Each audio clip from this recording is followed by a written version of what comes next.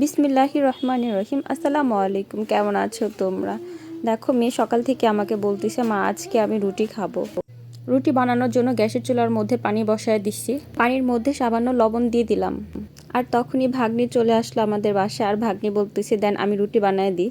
আমি ভাজার জন্য তাওয়াটা মাটির চুলায় বসায় দিচ্ছি। আর দেখো রুটিগুলো কি সুন্দর করে বেলা হয়েছে। আর এগুলো দেখো একদম ফুলকো ফুলকো রুটি হবে। আমার প্রত্যেকটা রুটি ফুলবে। দেখো মাশাআল্লাহ কত সুন্দর লাগতেছে। এভাবে সব রুটিগুলো আমি ভেজে নিলাম। আর মাশাআল্লাহ সব রুটিগুলোই আমার ফুলবে দেখো। এদিকে আমার মেয়ে রুটি বানানোর জন্য চেষ্টা করতেছে, ও শিখতেছে রুটি কিভাবে বানায়। প্রত্যেকটা রুটি চালের রুটির মতো করেই হইতেছে দেখো ফুলকো ফুলকো। এই রুটিগুলো খেতেও মাশাআল্লাহ অনেক ভালো লাগবে।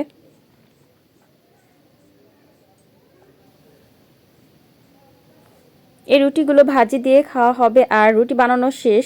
আর ভাগ্নি সব কিছু কুটে দিতে। রুটি বানানো হলে আমি ভাজি চুলায় দিব।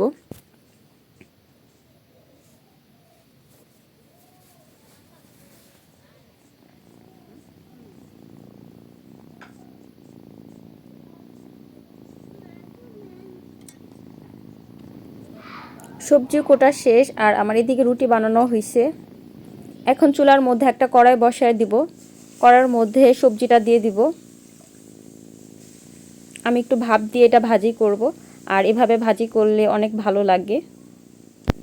সবজিগুলো দেওয়া হয়েছে, এখন একটা মাটির ঢাকনা দিয়ে ঢেকে দিলাম। একটু নাড়াচাড়া করে উঠায় ফেলছি। আর সবজিটাকে উঠায় ফেলছি। এখন একটা কড়াইয়ের মধ্যে তেল দিয়ে দিলাম। পেঁয়াজ ও কাঁচামরিচ একসাথে দিয়ে দিব। ভালোভাবে নাড়াচাড়া করে একটু ভাজা ভাজা হলে এর মধ্যে একটু লবণ দিয়ে তারপরে ভাজিটা করে ফেলবো।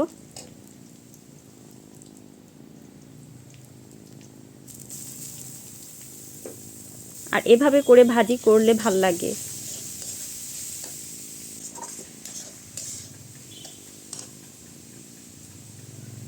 এখন আমার ভাজি শেষ প্রায়। দেখো এখন আমি খাবো।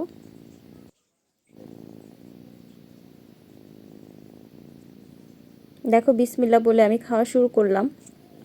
তোমাদের কাছে আমাদের এই ভিডিওটি ভালো লাগলে অবশ্যই আমাদের চ্যানেলটি সাবস্ক্রাইব করে দিও। আর অবশ্যই কমেন্ট করে জানাও যে আমাদের ভিডিওটি কেমন হয়েছে। আর ফেসবুক পেজ থেকে দেখলে অবশ্যই আমাদের পেজটি লাইক কমেন্ট শেয়ার করে দিও। আল্লাহ হাফেজ, ভালো থেকো তোমরা।